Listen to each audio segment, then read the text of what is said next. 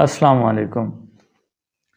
یہ بات تو سبھی جانتے ہیں کہ مسجد اقصی مسلمانوں کا قبلہ اول اور مسجد نبوی اور خانہ کعبہ کے بعد تیسرا مقدس ترین مقام ہے۔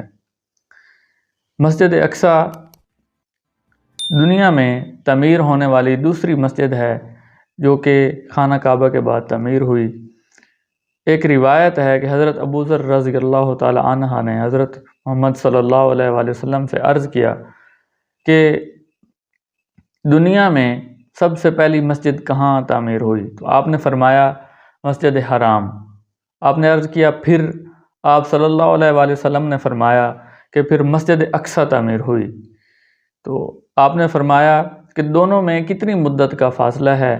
آپ صلی اللہ علیہ وآلہ وسلم نے فرمایا 40 سال کا۔ گویا مسجد اقصی خانہ کعبہ کے 40 سال بعد تعمیر ہوئی۔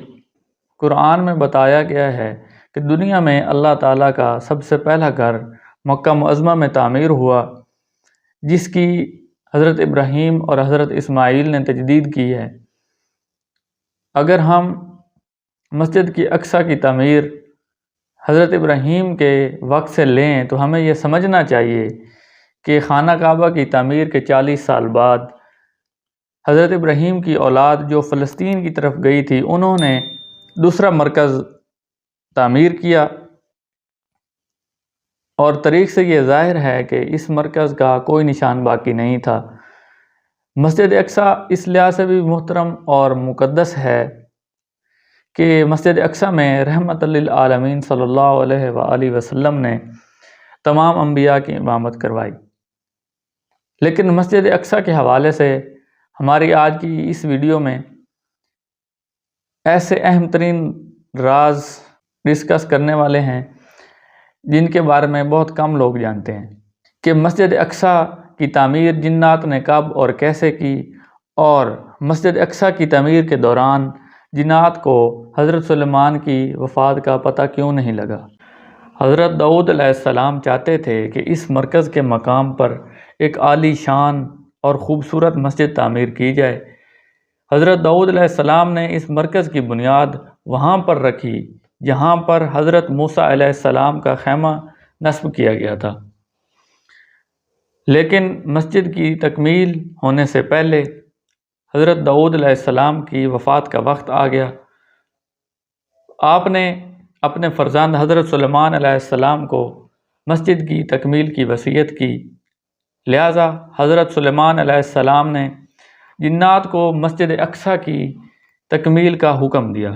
حضرت سلیمان علیہ السلام کے حکم سے مسجد اقصی اور شہر بیت المقدس کی تعمیر عمل میں لائی گئی، جو کہ آج تک لوگوں کے لیے باعث حیرت بنا ہوا ہے کہ ایسے بڑے پتھر اور چٹانیں کہاں سے لائے گئے، اور اس زمانے کے محدود وسائل کے باوجود ایسے کون سے آلات استعمال کیے گئے جن کو استعمال کر کے ایسے بڑے اور بھاری پتھر ایسی بلندی پر پہنچانا اور ان کو باہم ملایا گیا۔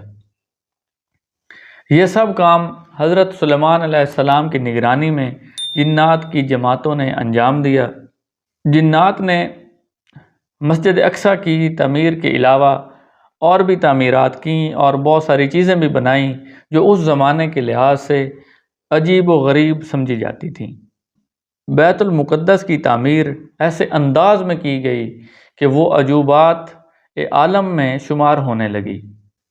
چھت اور دیواروں میں صنوبر کے تختے جڑے گئے، سبز، سفید اور زرد پتھروں سے دیوار بنائی گئی، اور چھت میں سونا، چاندی، ہیرے اور جواہرات جڑے گئے جن کی چمک دمک کی وجہ سے مسجد اقصی رات کو بھی ایک روشن مقام نظر آتا تھا۔ مسجد اقصی کی تعمیر 7 سال میں مکمل ہوئی، اور یہی وہ مقام ہے جسے ہیکل سلیمانی کہا جاتا ہے۔ جب حضرت سلیمان علیہ السلام کی وفات کا وقت قریب آیا تو آپ علیہ السلام نے اللہ تعالیٰ سے دعا کی کہ میری وفات جنات پر ظاہر نہ ہو، تاکہ جنات کا جو علم غیب کا دعویٰ ہے وہ بھی باطل ہو جائے۔ پھر حضرت سلیمان علیہ السلام محراب میں داخل ہوئے اور حسب عادت نماز کے لیے اپنے عصا کے ساتھ ٹیک لگا کر کھڑے ہو گئے۔ جنات دستور کے مطابق اپنی خدمتوں میں مشغول رہے اور ان کے لیے حضرت سلیمان علیہ السلام کا عرصہ دراز تک اسی حالت میں رہنا بھی باعث حیرت نہیں تھا، کیونکہ جنات بارہا دیکھتے تھے کہ حضرت سلیمان علیہ السلام طویل مدت تک عبادت میں مشغول رہتے، اور حضرت سلیمان علیہ السلام کی نماز بھی بہت لمبی ہوا کرتی تھی۔ جبکہ حضرت سلیمان علیہ السلام کی وفات کے بعد ایک طویل عرصہ تک جنات آپ کی وفات سے لا علم رہے اور اپنے کاموں میں خدمتوں میں مشغول رہے، یہاں تک کہ حضرت سلیمان علیہ السلام کے عصا کو دیمک نے کھا لیا اور آپ کا جسم مبارک جو کہ ایک لاٹھی کے سہارے قائم تھا وہ زمین پر تشریف لے آیا۔